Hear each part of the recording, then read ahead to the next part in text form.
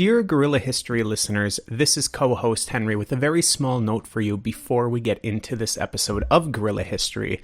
And specifically, this episode is part of our ongoing African Revolutions and Decolonization series.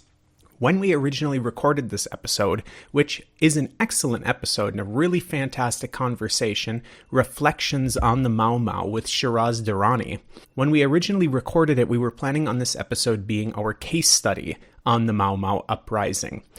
However, when we finished recording the episode, Adnan and I had a small conversation and we discussed the fact that while this conversation is really excellent and there's a lot to learn from it, it's more of a reflections of the Mau Mau uprising than a case study of the Mau Mau uprising in our estimation. As such, we recorded a second conversation, which came out 2 weeks ago, with Nicholas Mwangi, a case study of the Mau Mau uprising. If you haven't already heard that episode, we highly recommend that you go back and listen to that. It was a really fascinating case study on the Mau Mau uprising. This episode is a terrific supplement to that episode, and as such, we're releasing it as the supplemental episode within our series for the Mau Mau period. These two episodes go together extremely well, but this note is necessary because there are a few times throughout the episode where we refer to the fact that this episode that you are going to be listening to is the case study on Mau Mau, and it was recorded as such. Now, again, that doesn't take anything away from the episode, and you certainly will get a lot from it. Just understand that when we originally recorded it, we were planning on it being the case study, but in actuality, it ended up being the supplemental episode. So again, do go back and listen to that episode, the case study of the Mau Mau uprising with Nicholas Mwangi, which came out 2 weeks ago, and be sure to stay tuned for all subsequent episodes in our series, African Revolutions and Decolonization. Just a small reminder, these episodes are coming out every other week on the Guerrilla History feed, interspersed with non-series episodes. So every Friday, you will find an episode of Guerrilla History. It just alternates between series episodes, African Revolutions and Decolonization episodes, and non-series episodes. So stay tuned, be sure to subscribe to Guerrilla History wherever you get your podcasts, and enjoy and learn from this really terrific episode, Reflections of the Mau Mau with Shiraz Durrani.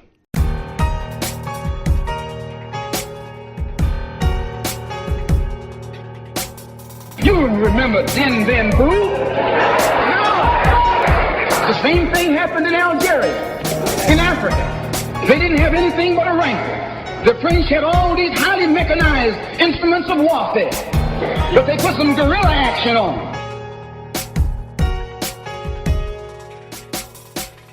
Hello and welcome to Guerrilla History, the podcast that acts as a reconnaissance report of global proletarian history and aims to use the lessons of history to analyze the present. I'm one of your co-hosts, Henry Huckamacky, joined as usual by my co-host, Professor Adnan Hussain, historian and director of the School of Religion at Queen's University in Ontario, Canada. Hello, Adnan. How are you doing today? I'm doing well, Henry. It's great to be with you. Absolutely. A pleasure to see you. And I know we're both really looking forward to this conversation, which is a continuation of our series on African revolutions and decolonization. But before I introduce the guest and the specific topic for this episode, I would like to remind the listeners that they can help support the show and allow us to continue making episodes like this by going to patreon.com/Guerrilla History. That's GUERRILLA History.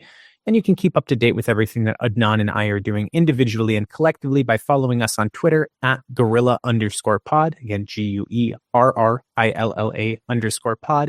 And on Instagram, Guerrilla_history. Again, Guerrilla with 2 R's _history. So without further ado, we're bringing on our guest Shiraz Durrani to talk about the Mau Mau uprising.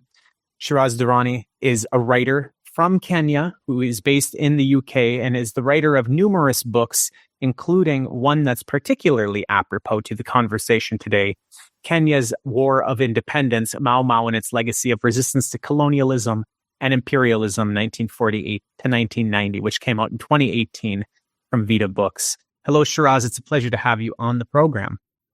Thank you. Yes, it's very nice to be on the program, actually. It's Thank definitely you for inviting me. Of course. And while we were familiar with some of your work previously, I also want to make sure that I shout out our friend, Comrade Booker Amole, who is chairperson of the Communist Marxist Party of Kenya, recently renamed party in Kenya.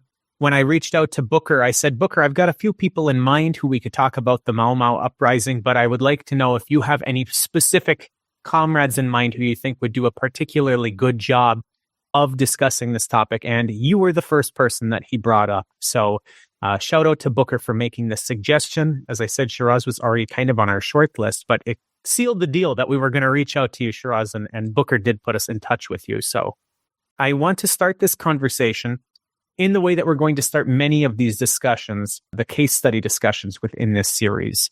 And just to remind the listeners briefly, the African Revolutions and Decolonization series that this is an episode of is going to be roughly 35 parts long, about 50-50 case studies and more conceptual episodes, and focuses on African scholars and thinkers. These episodes in this series will be coming out every other week. And so you can go back and listen to the previous episode that came out 2 weeks ago within this series, or in 2 weeks, the next episode will come out with our more normal content in between in those other weeks. So the way that we want to start this conversation today is to talk a little bit about the historical background prior to the uprising. Of course, this is going to involve talking about how colonization took place in Kenya, the conditions of colonization in Kenya, as well as what kind of political movements were on the ground within Kenya as a result of these colonial practices, and particularly in the case of land dispossession, which I know that we'll get to when we talk about the factors that led to the uprising. What I'd like to sort of say is Kenya was not the only country which suffered. And I would like to read out a paragraph from something I've written, if that's okay. And it says, imagine this. You and your family are sitting quietly at home. Some strangers break down the door, rape, kill, and ensslave your children, and ship them to a faraway country. Then take over your house, steal your land, wealth and property, and start ordering you around, and so on. Now multiply your one family by millions, and you see the real horror of what has been done to Africa. It is difficult to believe that a few hundred years ago, almost all the people of Africa were either enslaved or colonized by people coming from Europe. Was it a nightmare or reality? What can motivate such industrial level savagery? Such atrocities are not seen even in the animal world. Africa is still angry. Very angry, still suffering, still trying to come to terms with genocide, still trying to recover from the damage done to the economy, industries, culture, and dealing with the depopulation and constant ongoing attacks. Now, that is some kind of a global setting, but if you listen to news today, you find genocide going on in occupied Palestine. That is no different from what happened here. In North America, what comes as USA and Canada, millions and millions of people were killed, directly or indirectly, and their land was taken over. The country now is known as a Western country. Where are the original people? They are a minority, they are powerless. Same thing in Australia. Same thing is happening in front of our eyes in Palestine. So if you're talking about Kenya at that time, it was the same situation. The British colonialism came in and started killing people, taking over their land and resources. And every nationality fought back. Unfortunately for them, these guys who were coming from Europe had superior guns and a superior God, as they like to call it. They came with Christianity. They took away the land and gave a Bible to people and said, pray, you'll be okay in the next world, while we take away your land and we enslave you. That happened in almost all of Africa. It happened in many countries in Asia. They tried to killed people in China with opium. They took over India. So Kenya is not unique in that sense. But think now, what would have happened to Kenya if there was no Mau Mau? It would, the British settlers and the British government would have turned Kenya into a kind of so-called Israel. In fact, there was a plan to plant Israel in Uganda. So it would have been like Rhodesia.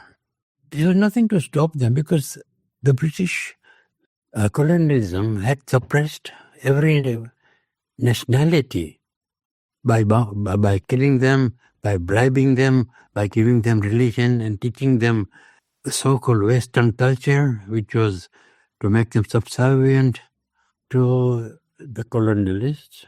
Okay, Kenya did not go through what, say, America, North America went through, or Australia. Kenyans were not that much affected by slavery as the other parts of Africa. But imagine if there was no Mau Mau, what would have happened? Where would Kenya have been today?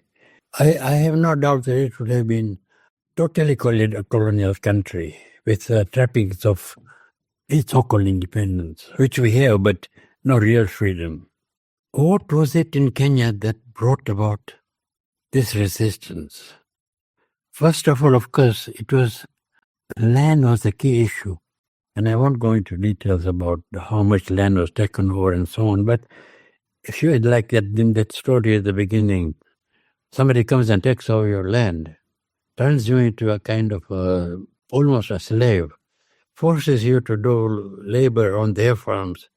In effect, you are farming your own land, but the profit and the product goes to these foreigners. What do you do? People, of course, in order to survive, people had to go along with that. There was no other way. Either you die or you sort of do what they're saying. And this is what many people did. Comes a time when people say no. And the young people of that time, like the Gen Zs today, said that something else has to be done. The people that tried to form political organizations, they had many organizations. They sent petitions to London. They sent delegations. They wrote recommendations to land commissions. Nothing worked. The colonialists were not going to listen to them. So what the young people at that time said is, it is time to look for a new way of trying to resolve our problem. And that is, in a sense, the beginning of Mau Mau, the thought behind it. Around this, that another element that came into it was the introduction of trade unions in Kenya. The British colonialists built a railway to make it easy for produce from Africa, from interior of Kenya and Uganda, to be stolen and taken away. But the railway, I think many Africans refused to work on the railways, and there was resistance and so on. So what they did was they got skilled labor from India, which was a British colony, where they had siphoned off almost everything and leading to famines there. They got technical people and others from India, from India. Now, interestingly enough, people who came from India, some of them, not all, had other experience. Many of them were there was a movement called Ghadar movement against British colonialism, what they call the British Empire. And there was a very strong center in Kenya of Ghadar movement that brought in the ideology of resistance to colonialism, that brought in socialist ideas. And many of these Ghadarites, as they were called, went to Soviet Union and got ideology from there, the socialism, communism. So that was one background all the time. the press. I've written a little book called Never Be Silent on the struggle of the press. And there, this thought and practices from India were implanted in Kenya in the Kenyan press. And there were many South Asians in Kenya who started talking openly about colonialism, about socialism, about getting rid of the so-called tribalism, where the Africans were at the bottom and the whites were at the top, Asians were a buffer in between. So they started propagating the ideological side of it. But the other side was that many Indians from that came with experience in resistance movements in India. And one particular person was a key person in the trade union movement, Makan Singh, was a member of the Communist Party of India. He was jailed by the British Indian government for 4.5 years in India for his activities there. And then he came to Kenya. He was a Kenyan anyway. He returned to Kenya. He started the trade union movement. And it was this trade union movement which others joined in. Of course, there were trade unions all along. The first strike in Kenya was, I think, Makan Singh's own books talk about, I think, 1900 or something. So the strikes had been part of the struggle of working class. The class issues in Kenya has been suppressed, as it were. The issues around ideology has been suppressed. But the strikes indicate that the class consciousness was there. And people like Makan Singh came. They were joined from India by others, many others. I could mention Pio Gama Pinto, who was assassinated after independence, Amubhai Patel, who was a follower of Gandhi, but he did a lot of progressive work there, but there were many others. And it is the trade unions that linked up with more and then created ideological basis, created a class consciousness. That was the spark. That was the spark that made more what it was.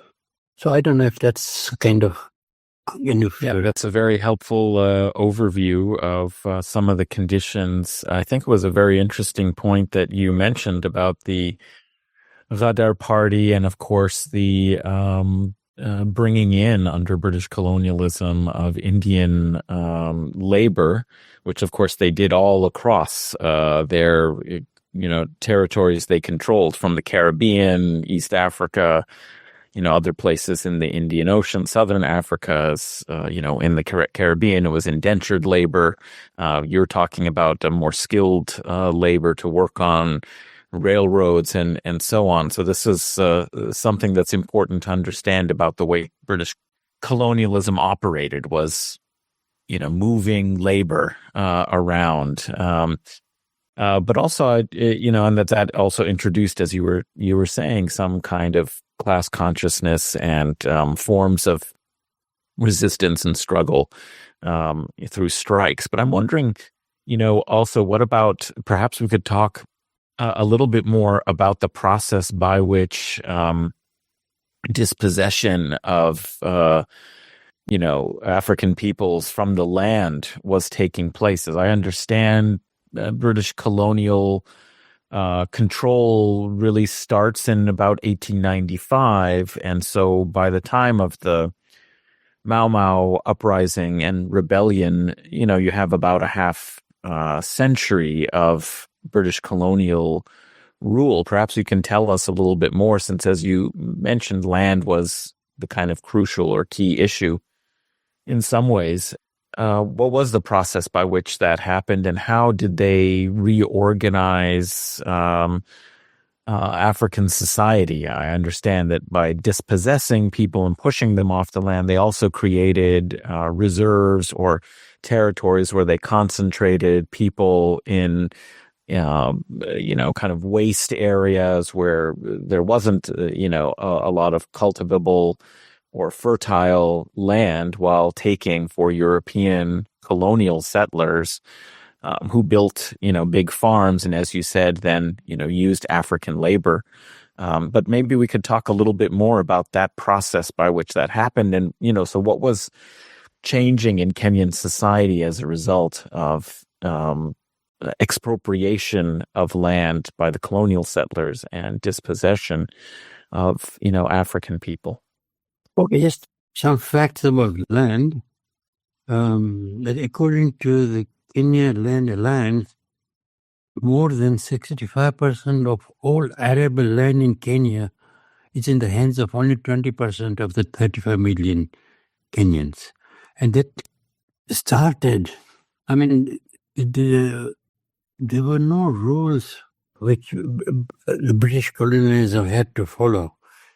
They wanted land and they took land. That was the white settlers just got hundreds of acres. Their descendants still have it. So that's another story which may come to later. So the first thing to do is land became a commodity. Just like the earlier times in England, the enclosure movement took over land and turned land into property to sell and buy. And that process started in Kenya with that taking over of land. And in a sense, that introduced class division, the capitalism. It was the foundation on which capitalism started. Now, you take away land, and then they put tax on people. Now, people don't have land. How do you not only survive, but how do you pay taxes? If you don't pay tax, you end up in jail or whatever. The idea was to force this now landless people as laborers on the plantations, which they own this plantation, now they become laborers on it, and at the same time push them out into the cities and urban areas where there is no, they decide what jobs you do. You have this kipande around your neck to control your even movement. You cannot move out of your town or out of an employment without the employer saying, yes, you can, which you'll never do. But So could you explain that, Kipanda, a little bit more? I don't think necessarily everybody is, and of course they've heard of the apartheid era, passes, and they think that was some unique new thing that the apartheid government of South Africa developed. But you're, describing some kind of system by which there was control of people's movement, and maybe you could just give a little more detail about this, Kipanda. Yeah. How it worked, right? Who had to give authority for you to be able to move and so on. And I think a point related to that is the similarities in the situation between Kenya and South Africa. And while it's debatable, but I have a feeling that a lot of experiences from South Africa was brought in here because there were lots of settlers from South Africa, particularly at the time when apartheid was about to die. And Kenya was again at that time being shown to the white settlers in South Africa that, look, you can give independence to these guys, but you can manipulate them. So anyway, the kipande was initially, literally, it was a chain round your neck with a pendant inside it was a paper.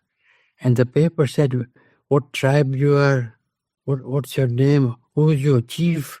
Chief is, the British government created this very, very powerful chiefs and district commissioners, which the independent so-called government continued with the process. But it was a chief who could then have power over that labor. If you misbehave, if you don't do your work, or if you are lazy, or if you decide to change your employment, the chief will be asked, this is your guy, and if the power lies with the chief. But who is the chief responsible to? It's a white administration. So the control was total. And later on, that kipande became a kind of a piece of paper. And there was, among the resistance before independence, a huge amount of resistance with Harry Toko, for instance, was around the stupid Kipande, which is like a slave being tied with chains. It was equivalent to that for a laborer. I don't know, but I don't want to go too much into it, but that was the reality. Coming back to the issue of land, it created a kind of a class society in Kenya. The system that Britain used was people who they had mission schools. The graduates from the schools were usually sons and daughters, mostly sons actually, I think, of chiefs. And they're British-controlled guys who were either committed Christians. And if you're Christians, you can get admission into your schools. If you change your name and give up your local name and get a Christian name, you stand a better chance of getting a job. So it's these guys who are children of those guys who educated in the church, the schools, who then became the trusted nyaparas, home girls of Britain.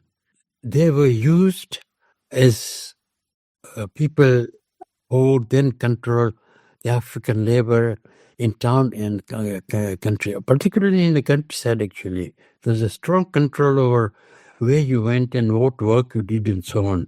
So it was like a prison, and I've written a poem called A Prison Without Walls.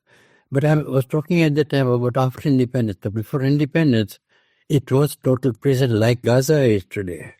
It's so interesting to see the similarity between what was happening in North America, in Australia, in Africa, and in what's happening today in occupied Palestine.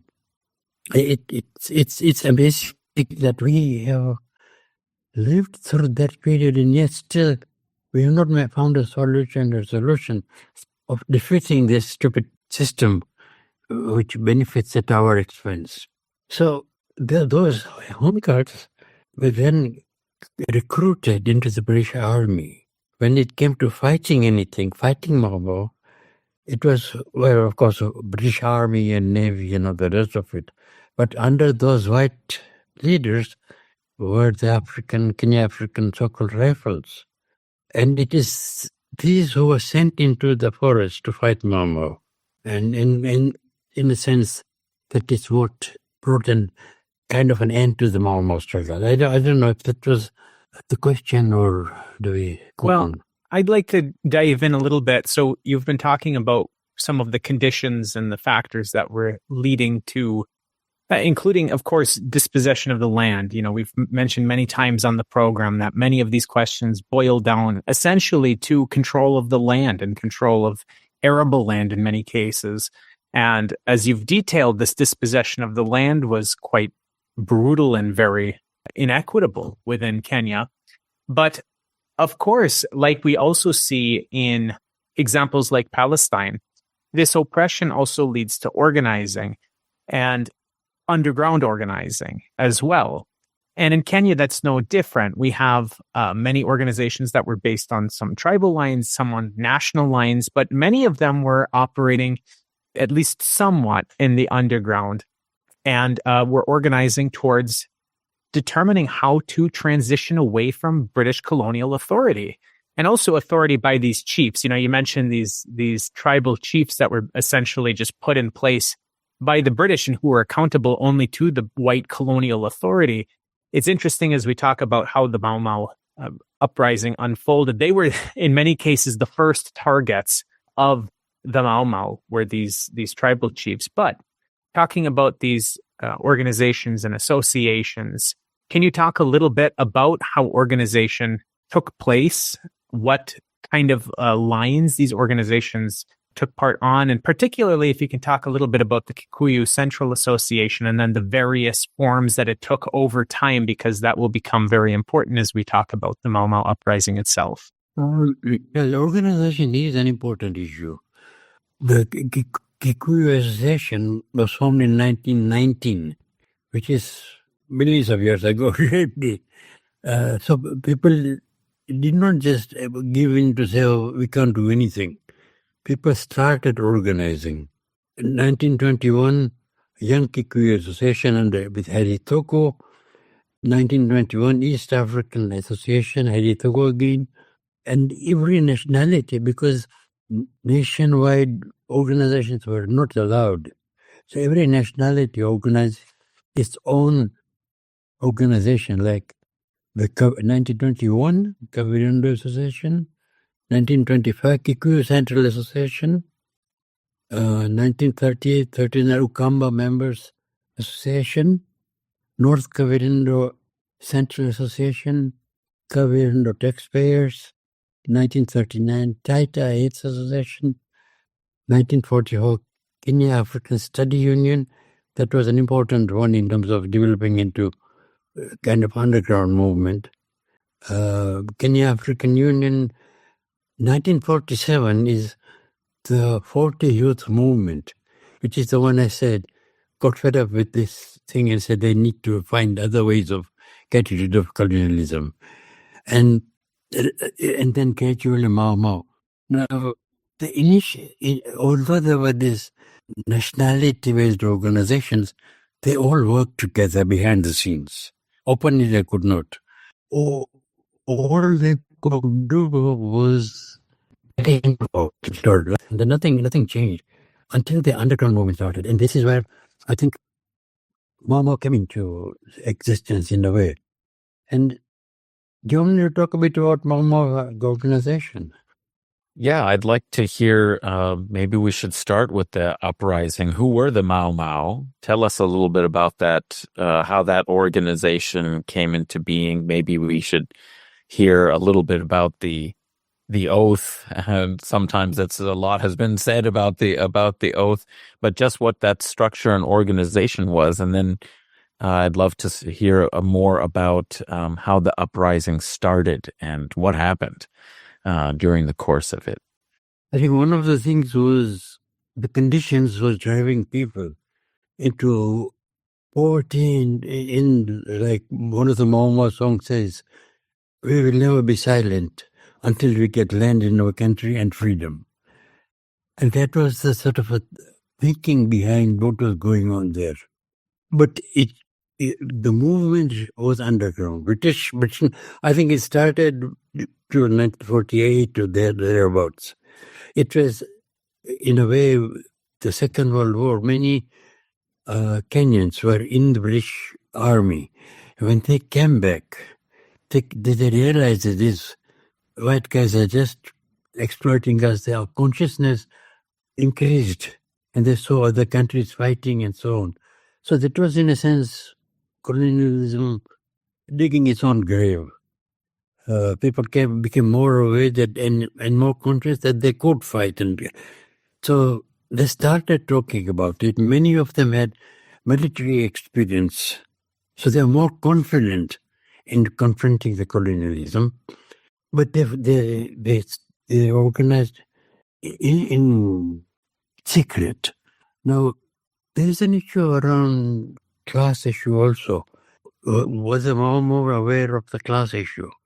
And this is a quote from Kimathi, who was the leader of Mau Mau, who was assassinated. There's another element maybe we can talk about how imperialism eliminates leaders to kill an organization. But so they killed Kimathi. But Kimathi said the poor are the Mau Mau. Now obviously this is a class analysis. The poor are the Mau Mau. Poverty can be stopped, but not by bombs and weapons from the imperialists. He was writing from the forest when he was fighting. Only the revolutionary justice of the struggle of the poor can end poverty for Kenyans. So the way Mau Mau was interpreted by the British is a terrorist organization or primitive. They did not know what they were fighting for. They were just mad. They started fighting without realizing why they are fighting. And this is the basis of what I'm saying is, poor are the Mau. And one of the historians has said, it was one of the most important revolutionary movements in the history of modern Africa, and one of the most important revolutionary movements to confront the British Empire. Now, that is not a simple thing.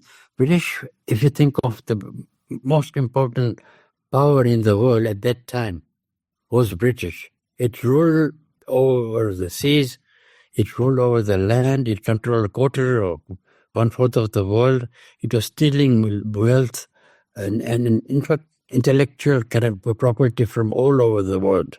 And if this is what Mau was doing, then you don't need any further justification of what it stood for. No, I mean, I can sort of go on with a few points, yeah? Stop me when too much. No, please continue. Okay, anyway, I don't know if this light is going to... Does the light bother you? It doesn't matter to us. We're only releasing the audio anyway. So I just need some light too. Yeah, of course, whatever's comfortable for you. Just give me 3 seconds after I finish talking before you start, and then I can cut this audio when I edit it very easily.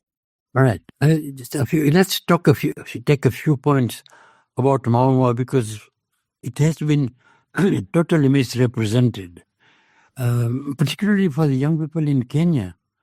They're not taught in school what Mau was, even universities. Universities don't, I mean, this book we mentioned, Kenya's War of Independence, the university library doesn't have a copy of it until last month when Vita Books donated a copy of that and other books. So how are people going to know what's going on? So a few points on Mau. The first is what and why. And I'll quote various sources without saying who said it. We are fighting for our lands, which was stolen from Africans by the Crown in 1915. Africans were evicted from the lands and survive as cheap labor. That's what happened to people. Land, by 1945, 3,000 European settlers owned 43,000 square kilometers of the most fertile land, whereas 5.25 million Africans occupied 135 square meters of the poorest land. For Mau, Mau was formed by the KAU militants, Kenya African Union militants, who lost faith in constitutional methods of fighting for independence. Organization. Now, this is where the trade union link comes up with it. There have been many strikes in Kenya. The trade union movement was very, very powerful. And after the 1950 general strike, there was rapid progress of Mau.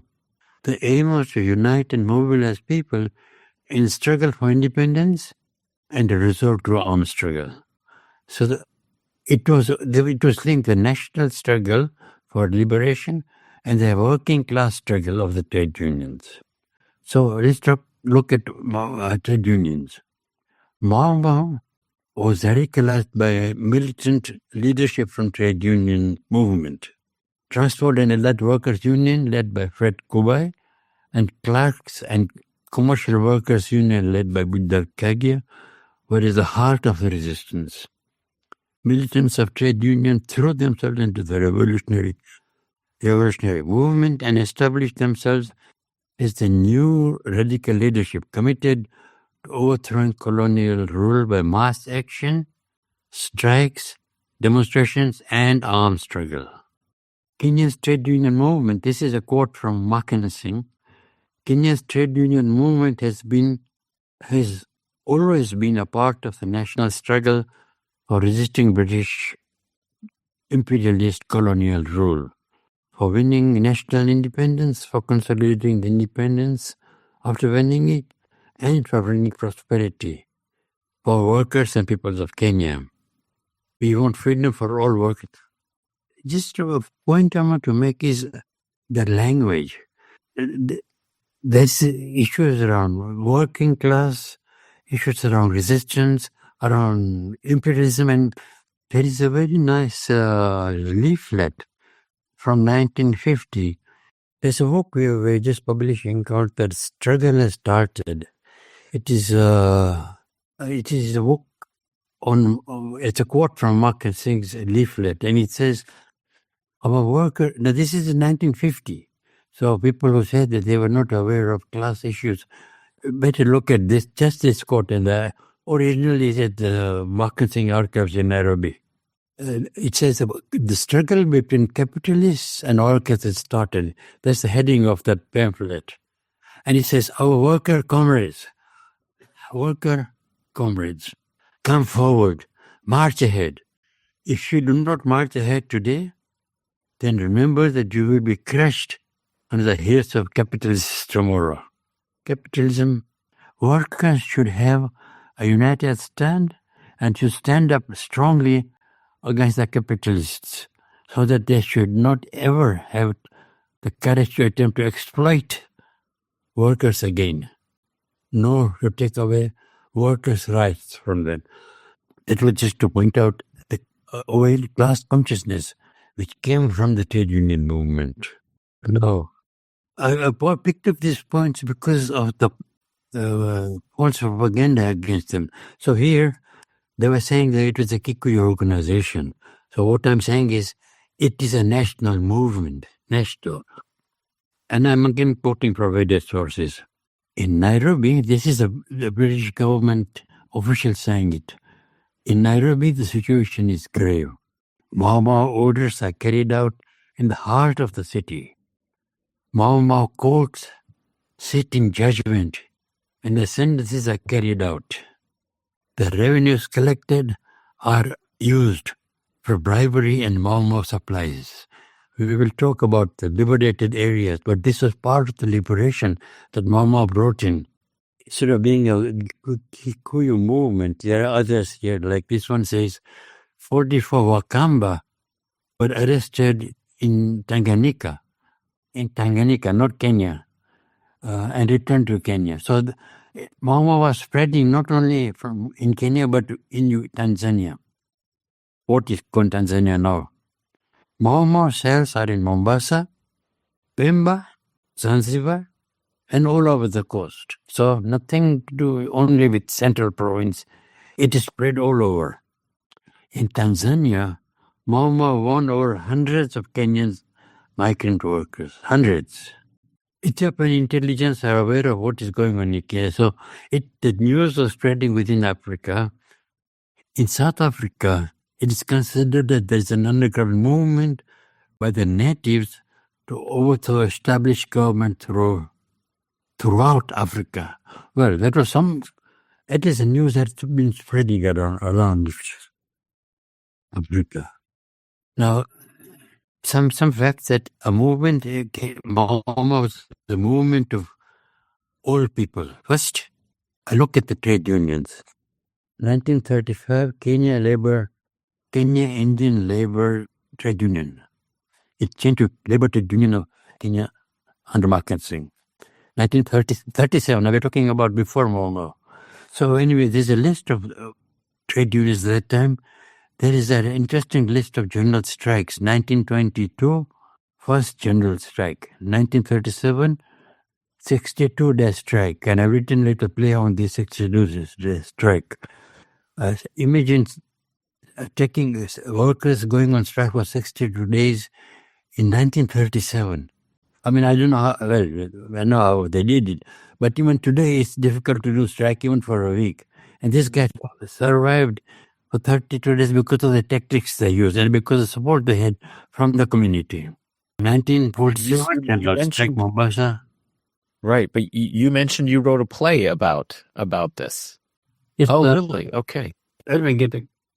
A historically situated play about the workers' strike in 1937. It's called A Struggle of 62 Days. Okay, excellent.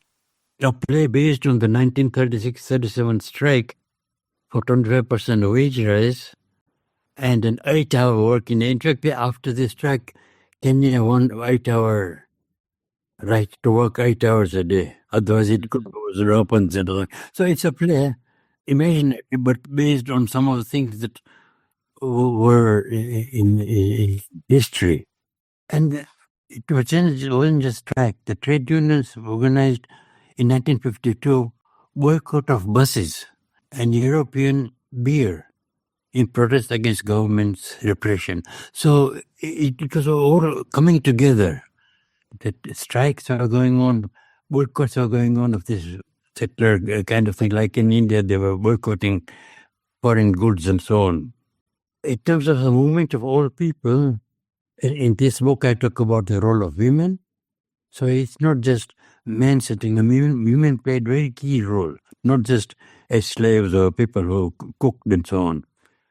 The Kamba nationality, the Maasai nationality, the South Asian Kenyans, and these are some facts in that Green Book. And I won't go into detail, but it talks about how women are powerful, that without women's contribution, nothing could have been achieved. Women transported food and so on, but they also fought. Like there were two women, Wanja and Wangui, who were Kenya Land Freedom Army women guerrilla leaders who were sentenced to death in 1954. So they were prominent people. Now, I think the other thing was, what did Mau Mau achieve in a sense? Mau Mau achieved, they got liberated areas. Now, one thing before I go, I'm promoting my books, I guess. But this is an important book, which I wrote in 19. It's just for the listeners who, again, this is only audio. So Kimathi Mau Mau's first. Yeah. I'll dictate the title for the listeners in case they want to check it out. Okay. It's called Kimathi, spelled Kimaathi, Mau Mau's first Prime Minister of Kenya. The point is that the history teaches us that Kenyatta was the first Prime Minister. Whereas here I'm in this little book saying it was Kimathi because they had in parliament in the forest where people, representatives came together, formed parliament, and that parliament elected Kimathi. And that movement then created liberated areas. So in 1952, in large parts of central province, colonial law and law courts had virtually ceased to exist. In 1953, parts of Kikuyu land were Mau Mau republics, and the great majority of Kikuyus were passive supporters. Those in the forest were living fairly comfortably and so on. So successful had the Mau Mau movement been that large areas of land and people had been liberated from colonial rule. These included not only liberated forest bases, there were semi-liberated rural areas and in the settler farms and in the reserves. There were liberated and semi-liberated areas in Nairobi itself. A large part of the city of Nairobi were under the rule of guerrilla forces. So this is the British Army, Navy, Air Force, whatever, coming in. And these are guys liberating countries right under their nose. It wasn't just what was happening in the liberated territories was Mau Mau infrastructure. And a few examples of that. Reports received reveal a large number of hideouts found in the forest. Some considerable size and many were skillfully constructed. One consisted of 4 huts for 80 men and with a piped water supply from a waterfall 30 yards away. So these guys were in the forest, not hiding from their enemy, but constructing a life there. And Army Patrol discovered a 40-bed Mau Mau hospital with complete medical kits.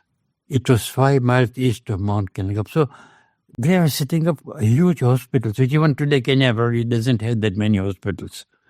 On the outskirts of Nairobi, Kikuyu guards and men of the Kenya regiment killed 4 freedom fighters, destroyed a Mau Mau hospital furnished with a supply of medicine and food, and so on. Security forces found in the Aberdeen forest a deserted hospital which had been evacuated a few days before. And the council chamber accommodation for 150. So apart from these primitive guys, these guys were well organized. The second bit of the infrastructure, there were various accounts of Mau gun factories. The Shabrimoyo and Pumwani bases played a role as KLF gun factories. Karura Forest in outside Nairobi was the main gun factory and had a major hospital. Second point, Kenya police destroyed a Mau arms factory in the Meru forest. Police discovered a Mau gun shop and store in Nairobi where the city's 200 street sweepers lived. So these guys were dismissed as sweepers, but they were part of the Mau organization. The terrorist camps were well built. This is colonial language. The sites were laid out with solidly constructed huts of split bamboo, with kitchens and stores, quarters for women and children, and signboards indicating the commander of the camp. From these camps, arms and ammunition, food, clothing, and valuable documents have been recovered. I have a picture of a Mau post office. It's a tree. There's no point showing it to you, but a tree.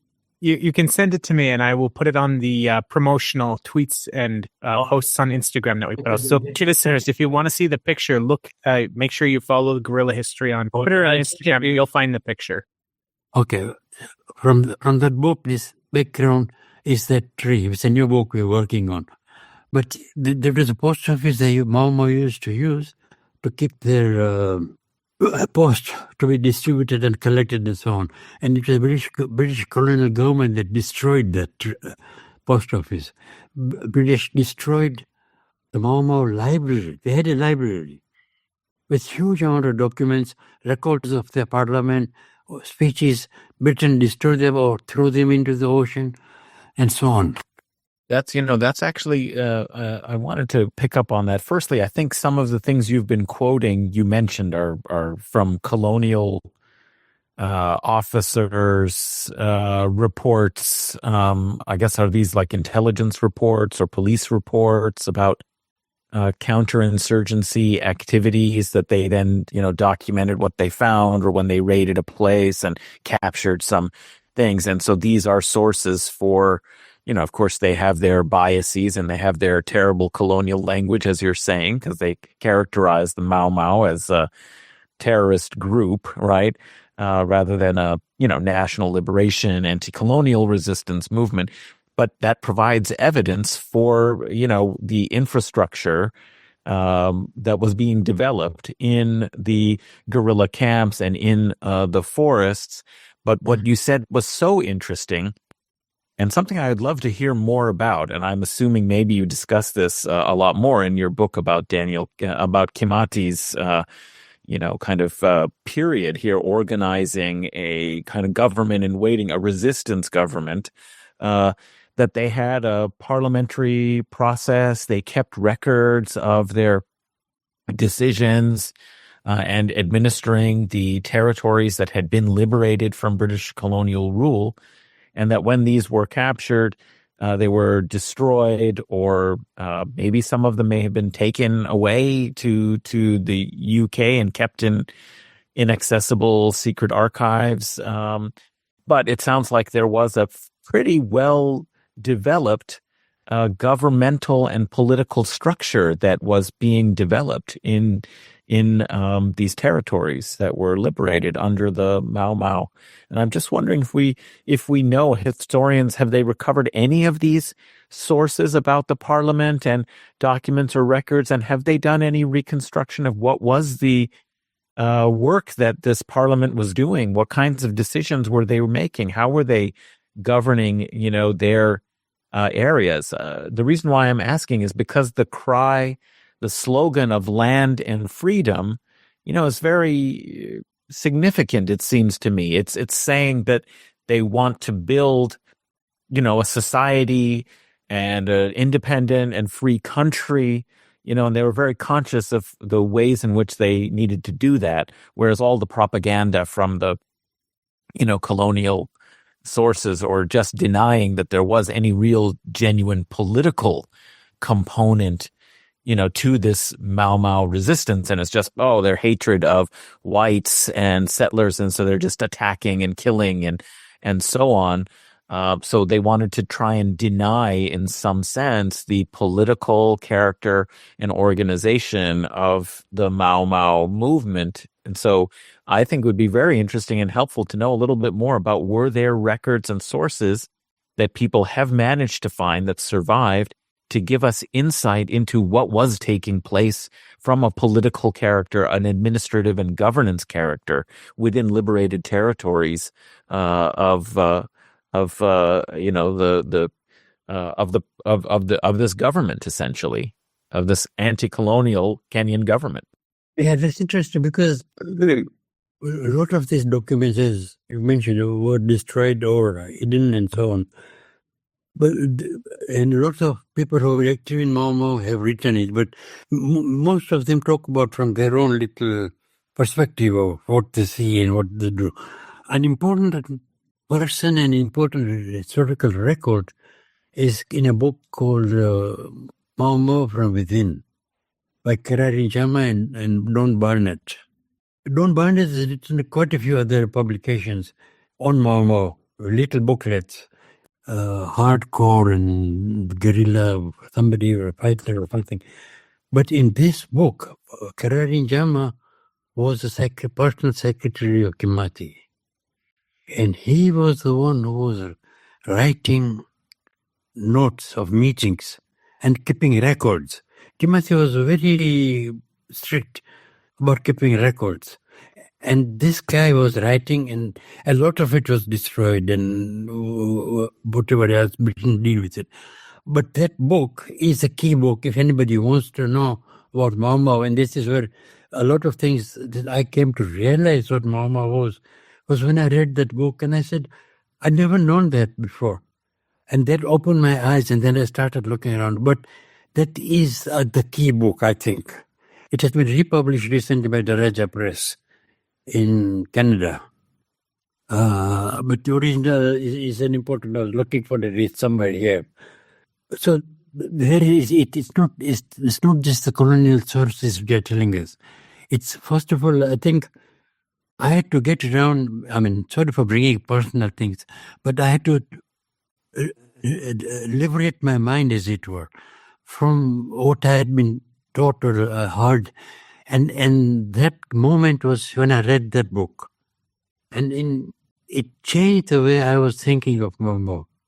And that is an important issue, how people think about Mau Mau. Unless you read this and see the facts, and this is all evidence. And since some other facts about Mau Mau I can go on about, is Mau Mau as an organization, which was, in terms of, say, what they were doing, the conferences in 1953, what is become known as Mwate Conference. And this is, I think, from that book that I mentioned, Mau Mau from Within. 1953, the Kenyan Defense Council was formed. It was the highest military and political organ of the armed struggle, with, in quotes, power to formulate strategy and policy, enact rules and regulations, and sit at the highest judicial level, and had the authority to implement and enforce its rulings. And that Mwate Conference elected, not nominated or anything, leadership. And Kimathi was the president. General Matenge as vice president. And Kimathi was also the highest military authority as field marshal. The leadership was thus charged with planning, organization, and execution of both aspects of the struggle, military and political. And the total fighting force was organized into 8 armies. That was Mwate Conference 1953. The following year, it's another important one, 800 Mau Mau representatives. Now, these are guys in the forest. How 800 of them got together, but they did, and 800 Momo representatives set up the Kenya Parliament in 1954, the first legitimate Kenyan government of Kenya. This is where I talk about Kimathi as the Prime Minister. 12 members were elected to the Kenya Parliament. Kimathi was elected the first Prime Minister of Kenya. And its aim was to separate political and military aspects, because in the previous, it was all combined. I think as it was developing, it needed two separate things. Emphasize the national character of the freedom movement, ensure the representation of all Kenyan nationalities, assume political authority over liberated and semi-liberated areas, and it established authority of fighting forces. So politics was in command of the military. It wasn't just military things saying go and kill people and so on. I think that's where one phase of Momo starts. I think I better stop there and we can talk about the effects and so on. Yeah, well, I do want to turn towards armed resistance a bit as well and focus a little bit on that, at risk of talking about the one aspect that is typically talked about within the West, particularly when Mau Mau comes up. And I know Adnan had mentioned the way that Mau Mau is typically characterized by the colonial authorities and how there's not this political project involved in this project of construction and of building of community, but rather is this organization based on hatred and on violence. Even when I was growing up, which, yes, listeners, was not that long ago, in our history textbooks, and I always like to think about the history textbooks that we used when I was in high school, because, of course, that's how most people are exposed to any history at all. The guerrilla history listener is not the average person. The average person is only exposed to this sort of history through what they're told in class. And in high school, Mau Mau is one of the very few movements in Africa that is ever discussed within world history textbooks, at least at my school in the US where I grew up. And within these textbooks, Mau Mau was characterized as a violent organization that was based primarily on hatred of the British. And this is, again, talking about an American context back in, when did I take world history in high school? 2009, 2010? 2010. We're talking 2010. And Mau Mau is still being characterized solely as a violent organization that was formed around hatred of the British. And so when you talk about armed resistance, of course, there is this tendency that a lot of people might go back into that thinking of Mau Mau as simply a violent organization. But I'm sure by now, the listeners that are listening to this part of the conversation will understand that that is not what Mau Mau was. There was a political project here. But if you can talk a bit about the armed resistance, the way that unfolded, both in terms of the way that Mau Mau undertook their resistance, as well as the colonial repression that then followed after this. And the repression, listeners, is, I'm sure that Shiraz is going to share some pretty grisly details, because it was quite grisly in terms of the repression that took place. I mean, we're talking things about, including public hangings.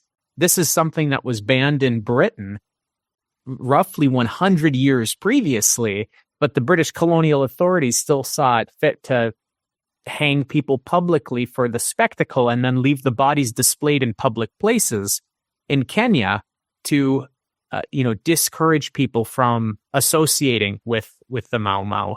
And other actions like having enforced curfews and then going house to house and, locking people up that were even suspected of having associations with the Mau Mau. I will not get into it because Shiraz is obviously more of an expert in this than I am, but just to brace yourselves a little bit, listeners, because the colonial repression, as it typically is quite brutal. And so I'm sure that when we talk about that, there's going to be some things that you want to prepare yourself for. Shiraz, the floor is yours. Can you talk about the armed resistance and then the colonial repression as a result of that?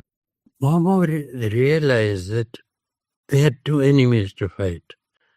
One was obviously the colonial government and their armed forces, but the so-called home guards, African people who had been bought out, were instrumental in undermining Mau Mau. So some of their activity was to eliminate those people.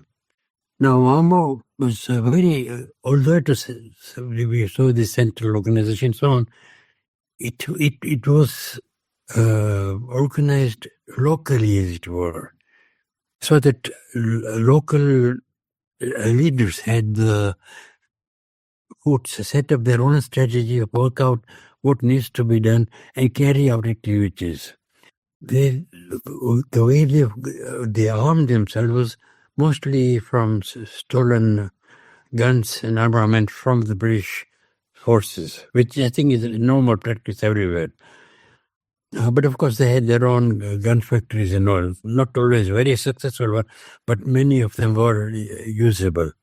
But what did Britain do? And you mentioned hanging, but I think a typical British invention in Kenya, I don't know if they did it anywhere else, was mobile gallows. So they didn't have a central place where people would be executed. These gallows would move from town to town. I mean, it's unimaginable that in this day and age such things would happen. So let's see some of the quotes on that. The defeat of Mau Mau involved a degree of savagery that is quite unprecedented in Britain's 20th century colonial wars. In Kenya, the flogging, torture, mutilation, rape, and summary execution of suspects and prisoners were everyday occurrences. So I must mention that recently, in the last maybe 10 years or so, there have been many new books based on British documents which are hidden, which document some of these things. And I think they're listed at the end of this paper or somewhere else. I can send you the list. So it's now well documented by historians. Elements within the security forces in Kenya, particularly the police, used the methods of the Gestapo at their worst. The colonial government presided over a judicial massacre. By 1952, 1,090 were hanged.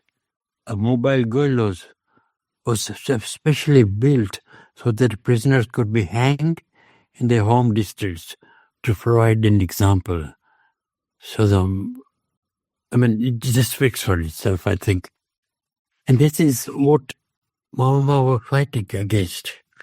And I think those are the books that I mentioned.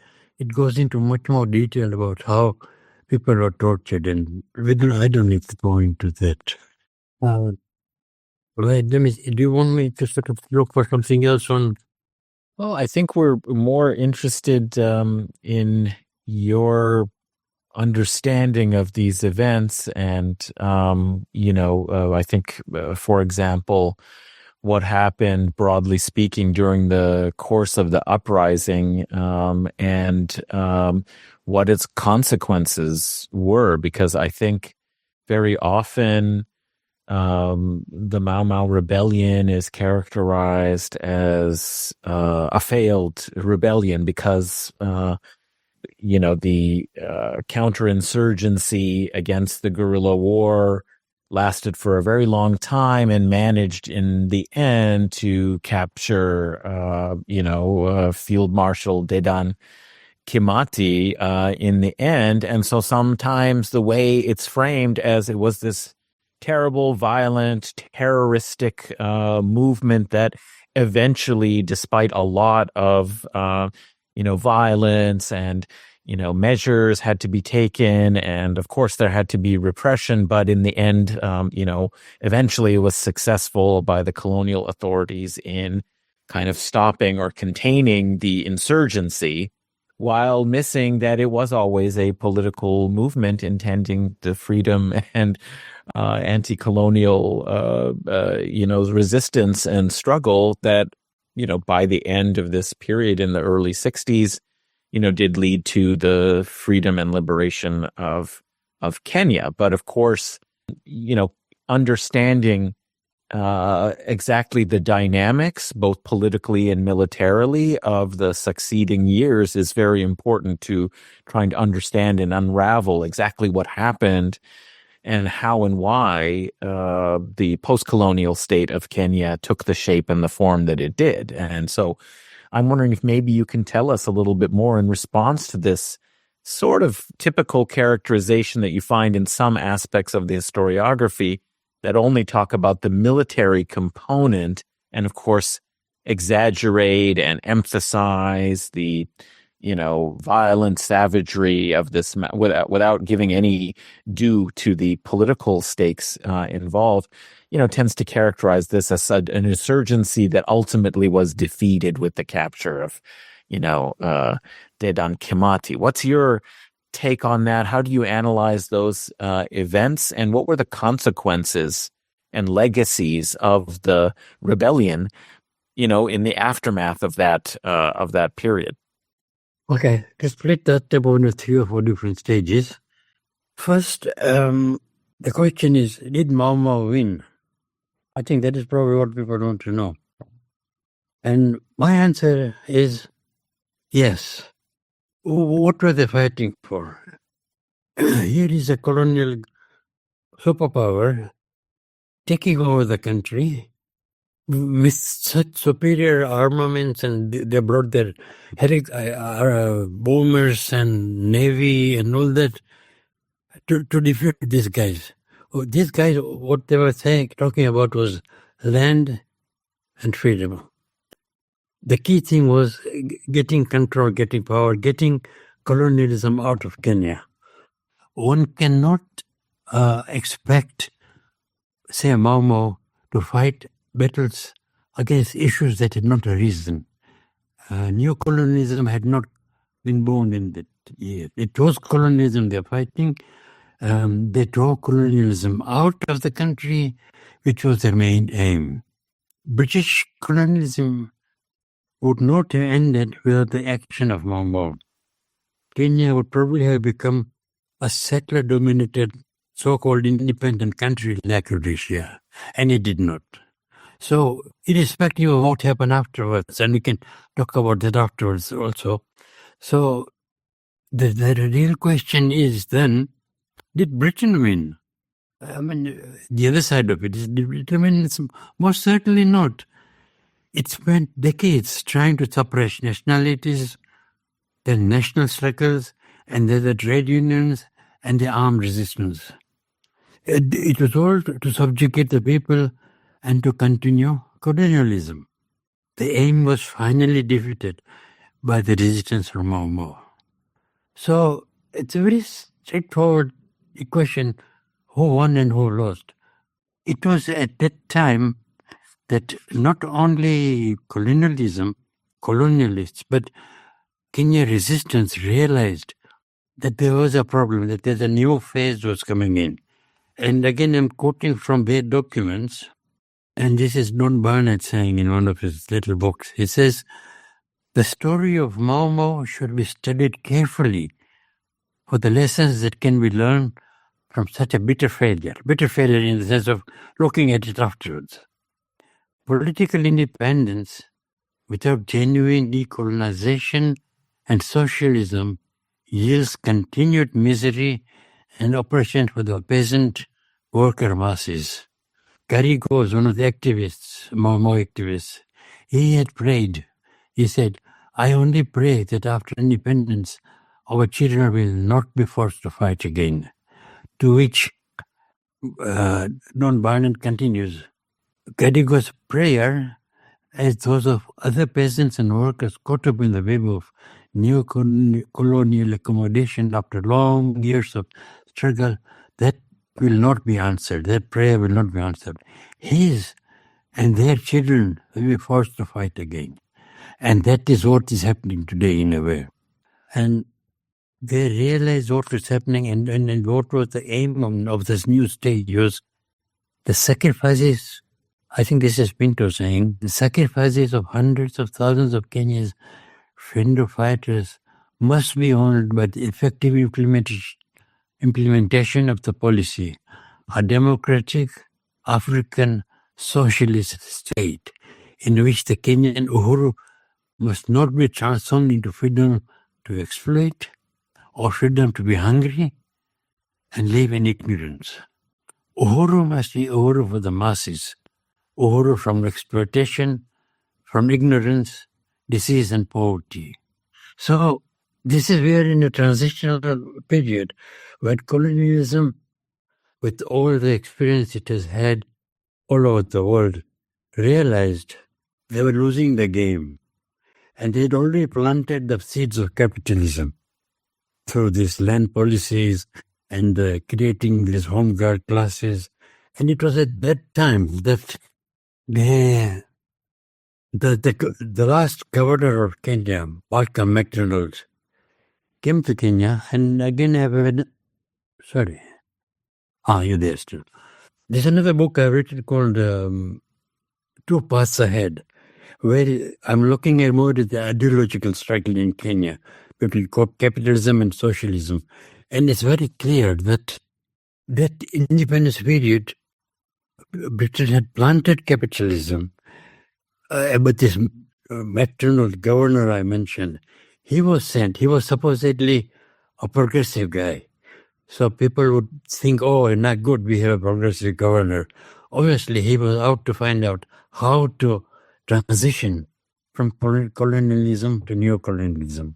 And he says, Samuel, he realized, it's some more detail in that book, that Kenyatta is somebody with whom we can do business. Kenyatta was, even from the time he was in England, he was a ruffian kind of a guy. In detention, he got more food, better treatment than the other detainees. He never shared anything with anybody.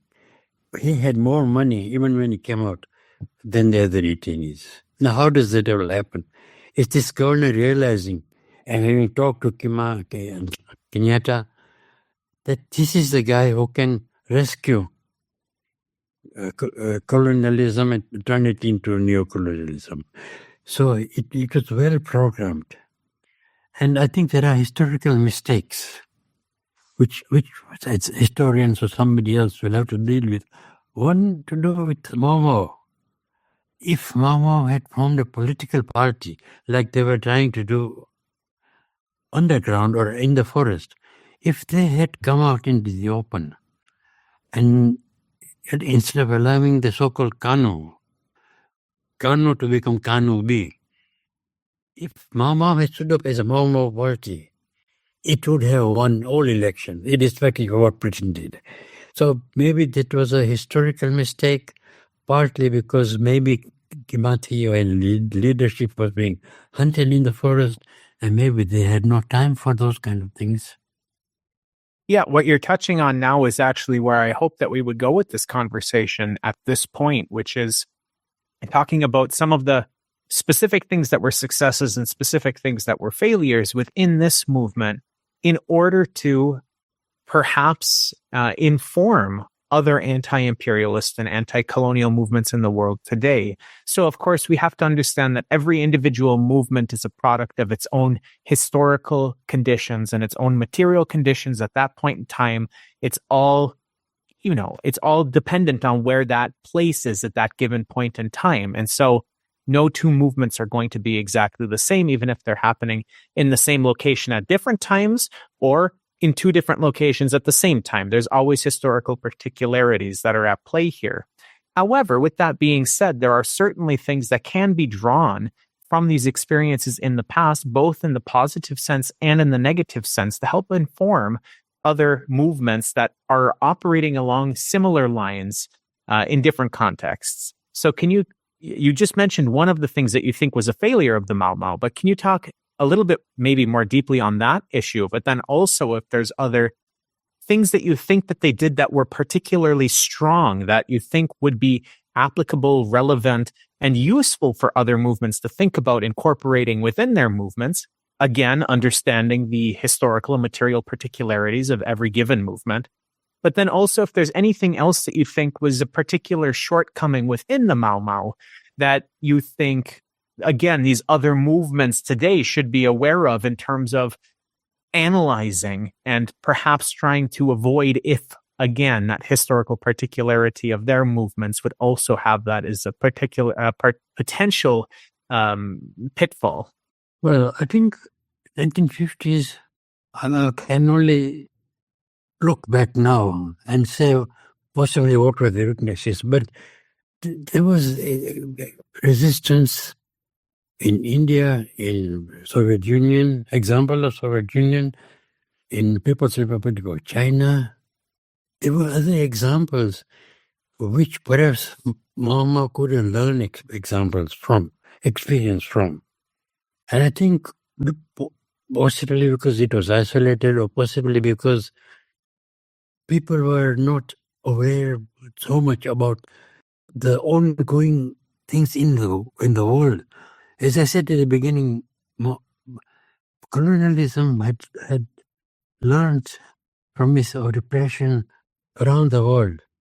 And although Mama was successful in its own way, I think part of the weakness, for whatever reason, was that it did not incorporate the lessons from other struggles of other people. And in that sense, it was not only Mama. I mean, you look back at the Lancaster House Conference in Kenya, which decided on Kenya's independence.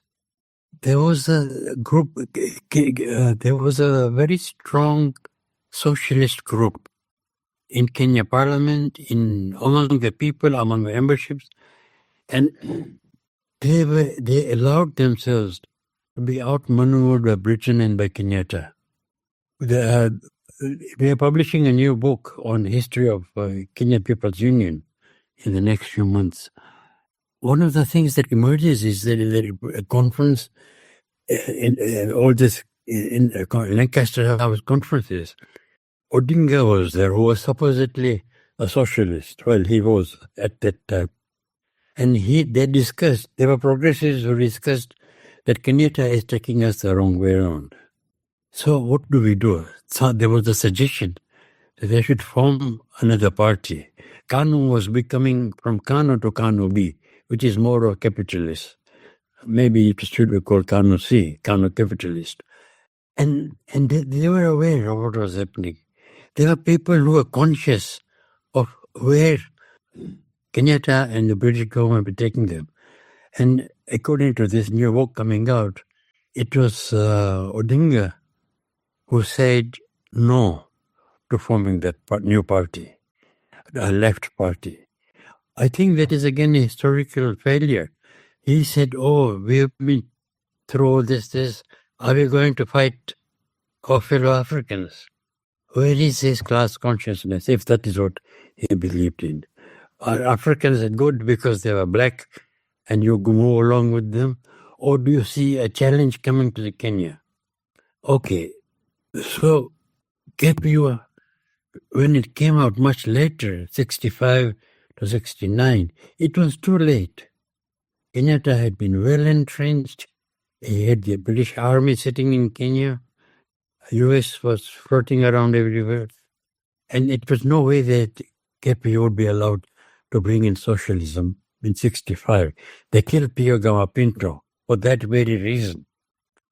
Now, taking the historical thing, the underground movements in Kenya, December 12 movement and More Kenya, for various reasons, they had to be underground because of open oppression and so on.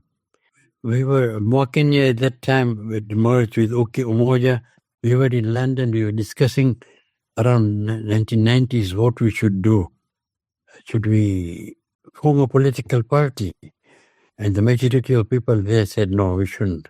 And some individuals went back home to Kenya, and stood as members of other political parties. What I'm trying to say is that it was another historical failure. If at that time, More Kenya had come up and formed a political party, Kenya's history would have been different at that time. It was slightly open society. It could have come up with a socialist agenda, but December 12 movement and More Kenya never openly talked about socialism. It was always in the background. So what was scaring them? I don't know. I mean, that's for historians to look into it. But the point is, well, I was part of it, so maybe I'm to blame as well. The point is that at crucial time, do not hesitate. Take advantage of that particular time, organize and open. Even today in Kenya, there is no political, but there is a political party, like you mentioned, the Communist Party, but it is not that effective yet anyway. What we need is a public statement that we stand for socialism. That expose capitalism is different in the country. Nobody talks of capitalism. So it's easy from this perspective to look back in history and say what are the mistakes. But you talked about other organizations and lessons to be learned. These are some of the lessons. Don't hide your ideology. Capitalism doesn't proclaim itself, but it's because it doesn't need to. It's already there. Socialism needs to explain what socialism is all about. The trade unions need to stand up and say they are for working class. Where is the class analysis? Where is the openness about the struggles that are being waged? These struggles are going on even in Kenya today. There is a Gen Z and other movements. We are writing another book on them. But there is nobody in the mainstream who says capitalism is what is our problem. We need socialism. And let me stop there for a while. If you have any comments or... Yeah, I just, before Adnan goes in with kind of the closing stage of this conversation, I think, somebody who you've mentioned in this conversation and who's come up in some past conversations, but I realize now, thinking back, we haven't really discussed him previously, and we would be remiss to not do so because, well, you have a book about him, Shiraz, is Pio Gama Pinto. He's come up in this conversation several times, and I know that when we've had conversations with Comrade Booker, he's brought up Pio Gama Pinto as well. The ideological school of the Communist Party Marxist of Kenya was just renamed the Pio Gama Pinto Institute. He was assassinated by the state, as you mentioned. He was the founder of the post-independence Patrice Lumumba Institute within Kenya. But can you tell us just a little bit more information about Pio Gama Pinto, which perhaps will get the listeners interested? As I mentioned, you have a book on it, so we get to keep plugging your work throughout this episode. An important book on Pio Gama Pinto was one written or published by Abubhai Patel, and the booklet is called "Independent Kenya's First Martyr" or something like that. It's when I read that book that I was good interested in Pinto, although I knew about him a bit. But cut a long story short, Pinto was in Kenya. He was sent to Goa. He was a Goan nationality. He was sent to Goa for training, for education. He joined the military and did some, things, military kind of things. But he was one of the founder members of the Goa Liberation, I don't know what to call exactly, the Goa Liberation Movement, which is fighting Portuguese colonialism. And he was active there as a founder member and so on. But a time came when the Portuguese government was going to detain him or kill him or whatever. So it was time for him to return home to Kenya. But he is again one of those guys who came with experience of resistance to colonialism, to imperialism, from India to Kenya. And he could not, of course, sit here quietly and become a clerk or whatever. And he joined the resistance movement in different ways. And he has been active throughout. But like his wife said, always he's behind the curtains. He was a socialist. He supported Kenyatta's daughter while Kenyatta was in detention. When he was working, he gave half his salary to people who were coming out of detention or who were poor and who could not survive. Now, there are very few guys who would do that and deprive his own family. He had no house until people around him said, look, you need a house for your family, and they bought for him. His father-in-law gave him some money for a car and so on. He used that money to buy a printing press because he was active in the struggle. So he was a journalist. He was, he was everything. He wrote articles, supported, like many of the reports and petitions and memoranda written about land in Kenya, particularly one where he wrote a 200-page long report on the land in Kenya. It was written by him. And he was active he was, from what I have, I have an interview with a Mau activist, a Mau leader, who says that Makan Singh and Piyagama Pinto have taken the oath of Mau. Not the traditional oath with whatever they were doing, but in their own way. So technically they were Mau, although they are not seen as Mau. Maybe they don't want it. Maybe the family might not like it. I don't know. But as far as I'm concerned, you don't get arms from South Africa for Mau unless you are Mau. You don't collect money from Mau and distribute it to all the units of Mau unless you are part of Mau. And that is what Pinto was. Anyway, he was a socialist. At the time of independence, one of the quotes I gave was from him. But everything that he wrote is not in public. His wife says it.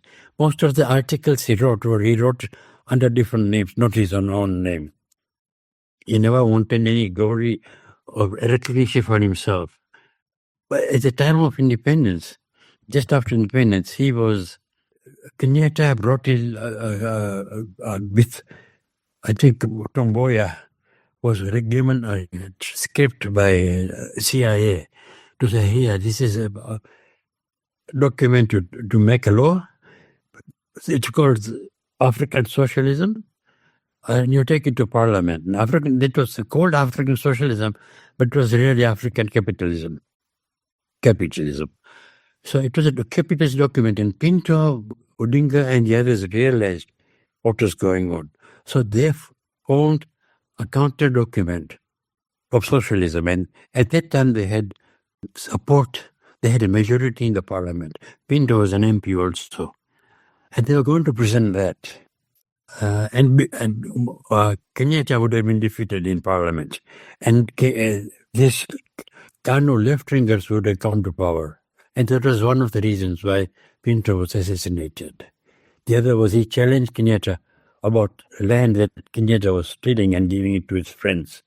But this was the guy who was assassinated, and it's a very unfortunate historical fact that people who were close to him, some of his friends, decided when he was assassinated that all his documents in his house should be burnt.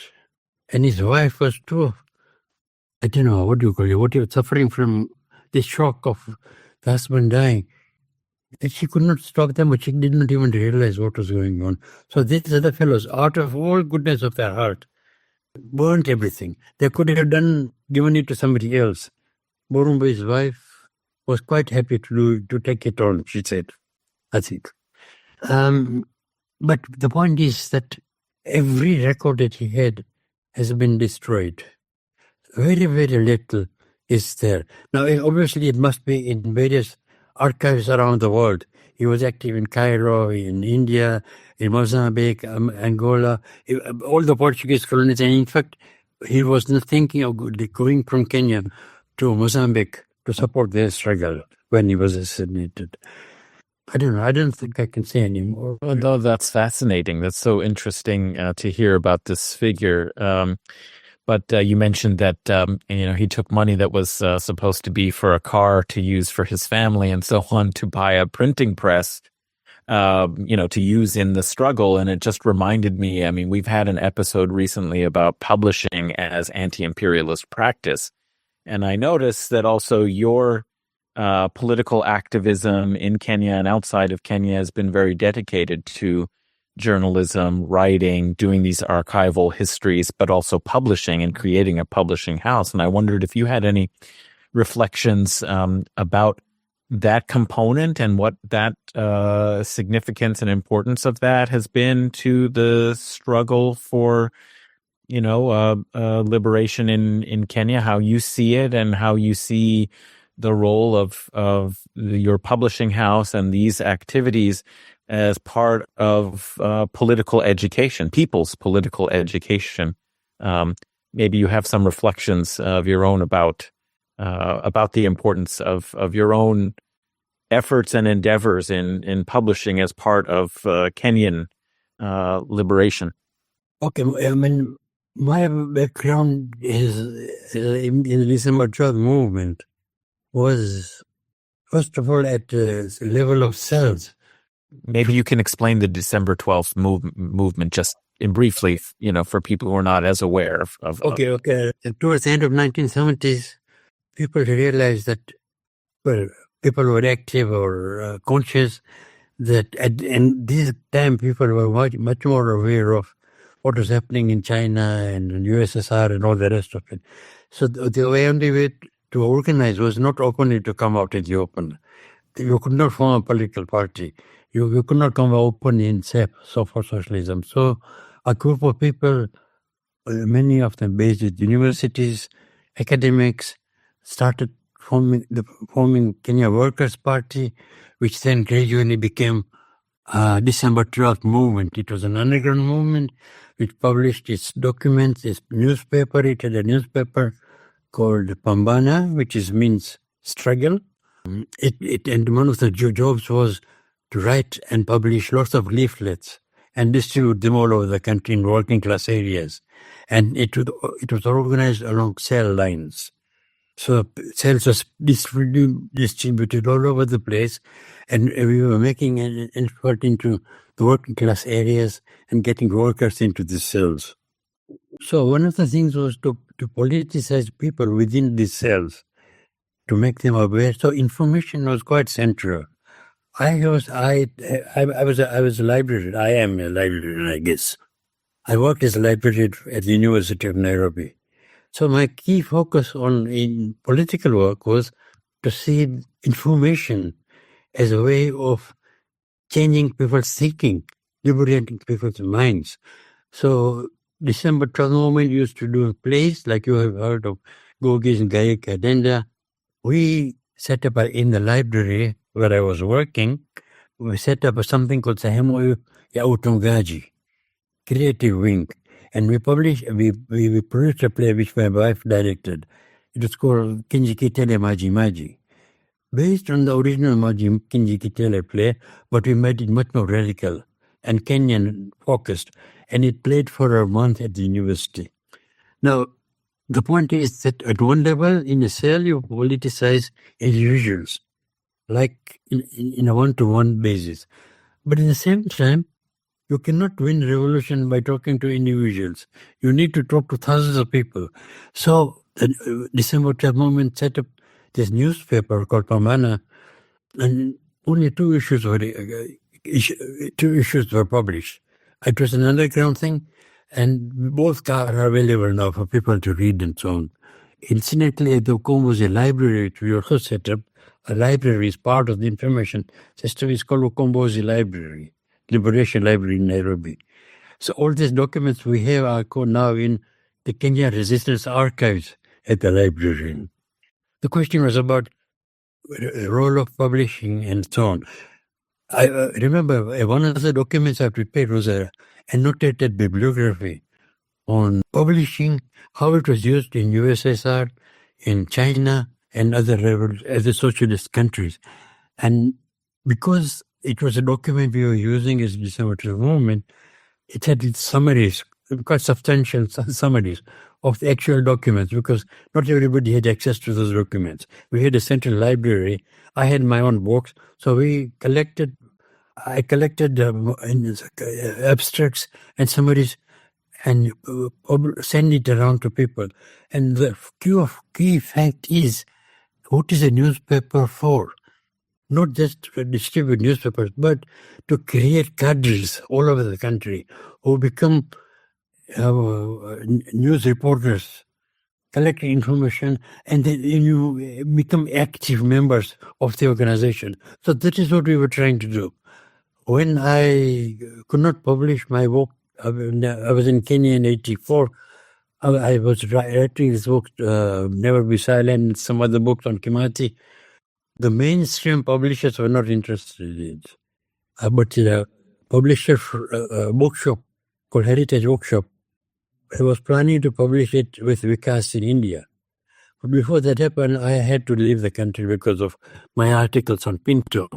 So I come to England, quite cut off from the reality of my political life. And here I have these books and material. What do I do with it? I took it to several publishers. They were not interested. So we set up, with others, we set up the Vita books. And we didn't do much. Only main book, we published 2 little pamphlets. One was this one called Kimathi Maumo's Prime Minister. Another was by Ngugi wa Thiong'o, Writing Against Colonialism. But the main book was in Never Be Silent, which was in fact designed and printed in Kenya, because this is what we were trying to do. As time went on, I made connection with Kenya again, and the Vita books came to Kenya in 2017. The point is that I was talking to a few years back with the chairman or whatever it was, the Kenya Publishers Association, and he says there is no publisher in Kenya who publishes the books that Vita Books does, because they are scared or that there's no money in it, they think. But here we are, and we are not bothered about money as such. I mean, I subsidize it initially, but it's selling more copies in Kenya than African Book Collective, which sells worldwide, which shows that there is a demand for books in Kenya if the content is correct. And books like Pinto became, people knew there were some articles and so on, but people became more conscious of Pinto after that book came out. People have started reading more of those books now, and the young people who are active on the streets now, what would they read in Kenyan history? There's nothing to read. You would read what colonialist perspectives or history from. There's no history books as such. And they go to Vita books. They go to Okomu's library. If they can afford to buy the book, they read it there. There are very many study groups in Kenya now, and community groups. They study, and a lot of the material they study is this. As part of that also, Okomu's library has set up online training course. The first one was last year on trade unionism. Half of the material from what was used by Marx Memorial Library, the other half on Kenyan context, which we worked together and put together.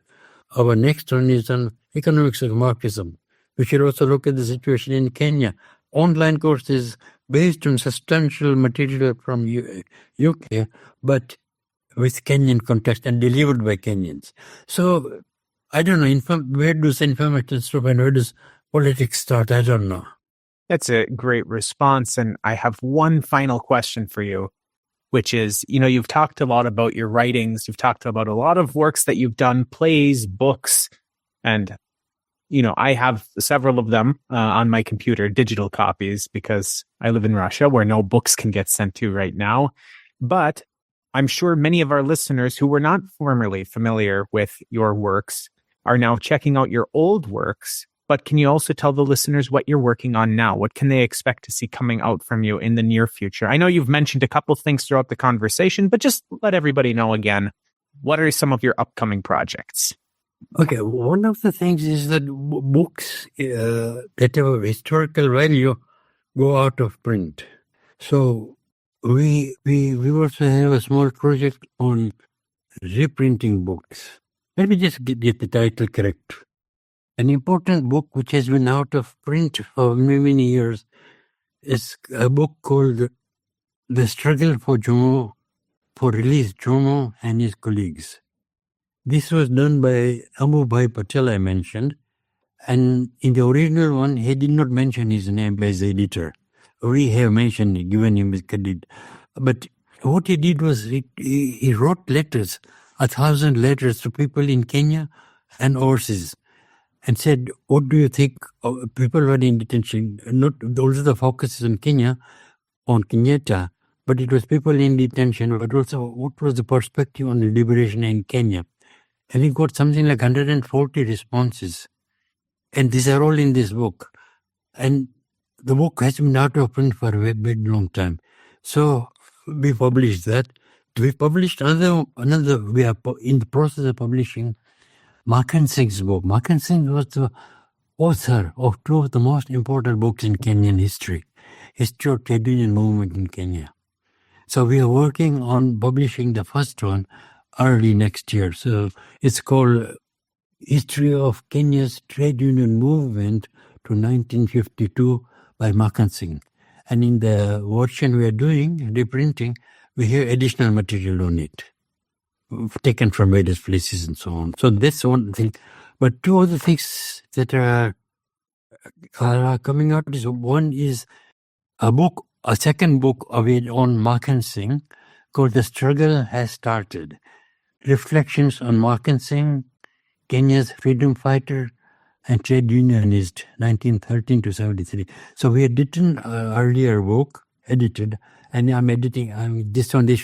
We launched it in Nairobi, but it's being published now.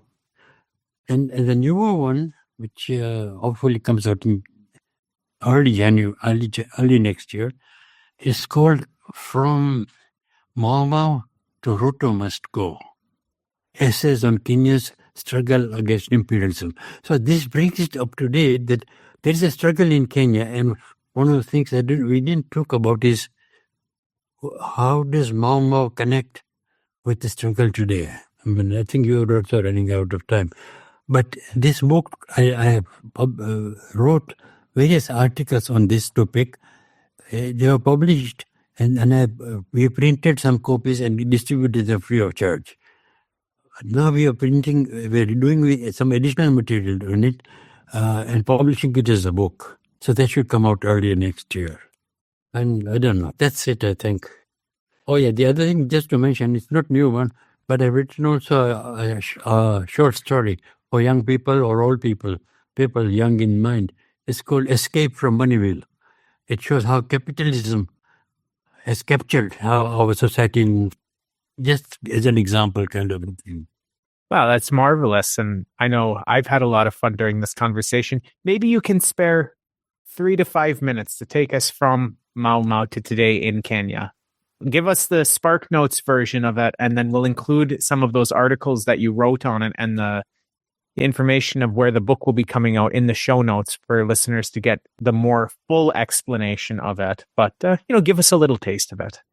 What is important to say, as far as I can make out, is a continuation of resistance.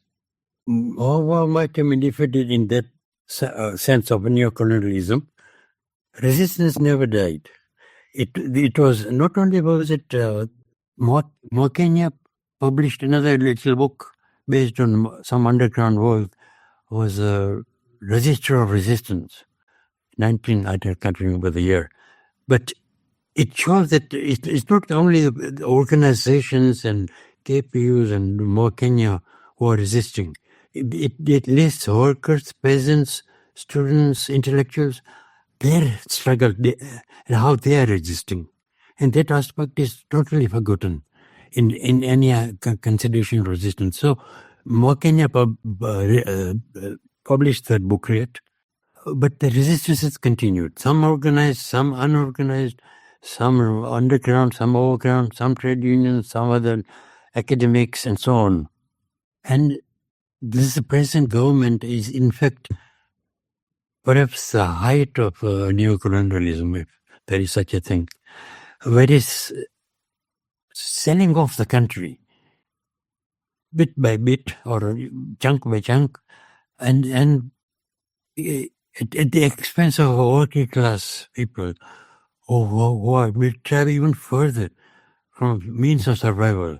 And that is what, and the important thing is I've said somewhere, I don't know how many, 50 or 60 universities in Kenya now, or might be even more. And the graduates from the universities are intellectuals, they are aware, they read, they did with the books, but they did other things. They are aware of what's happening in the world. And just like at the time of Momo, it was they were coming from the world wars, who were active and saw the need for change. It is this generation that is saying enough is enough. And they came up with this thing, Roto must go. And that has become a national call now. And this is why we're calling this book that. And there are limitations. And again, in some of the articles I have said that Roto is not going to go away. He has time on his side. He has USA Army on his side. He has Britain on his side. He has the whole imperialist world behind him, IMF and whatever. And these young people with all the best intentions are standing out in the streets. 60 of them have been killed. Another, I don't know how many have been massacred, have been disappeared. Others are being picked up at random, so-called. And I said, the point is, you are brave. Don't just stand up and in the way of bullets.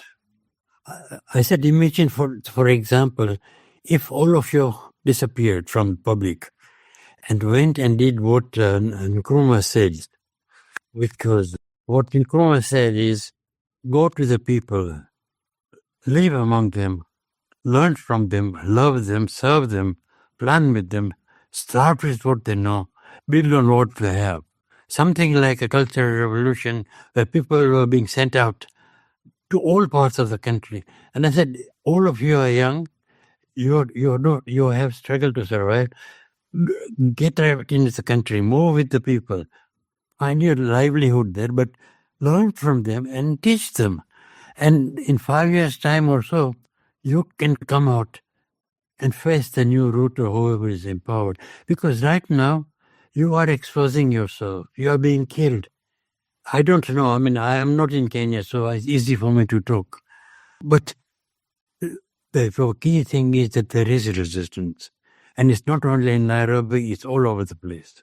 And we are trying to document some of them in this new book we're doing. And there is the resistance at the level of cartoons, poems, songs. It's not just people say on the street kind of thing. So there is a building momentum, but know your enemy. This enemy is not going to go away.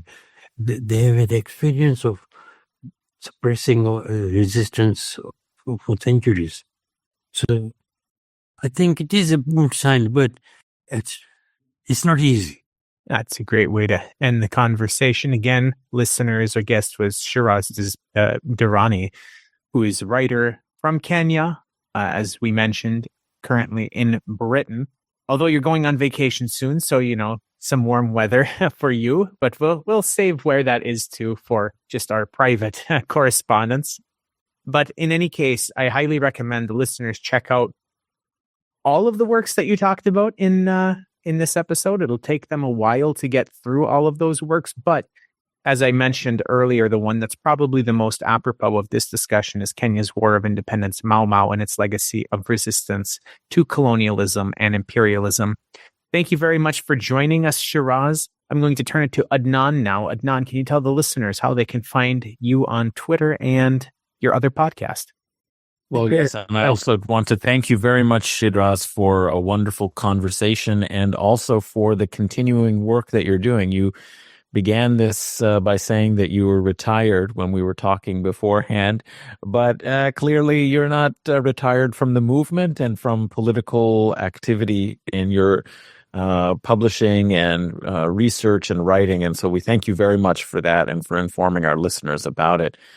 Listeners, if you want to follow me, you can find me on Twitter at Adnan A. Hussein, Husain, and you can listen to my other podcast called The Majlis, Majlis, which is about Middle East, Islamic world, Muslim diasporic communities and culture. So you can check that out as well. Absolutely. Highly recommend that. As for me, listeners, you can find me on Twitter at Huck1995, HUCK1995. You can help support Guerrilla History and allow us to continue making episodes like this, both within our African Revolutions and Decolonization series, like this episode was, as well as our other, it will be now every other week between the African episodes and the other episodes by going to patreon.com/Guerrilla History. That's GUERRILLA History. And you can follow the show on social media on Twitter at Guerrilla_pod. It's GUERRILLA_pod. And on Instagram, Guerrilla_history. Again, Guerrilla with 2 R's _history. And until next time, listeners, solidarity.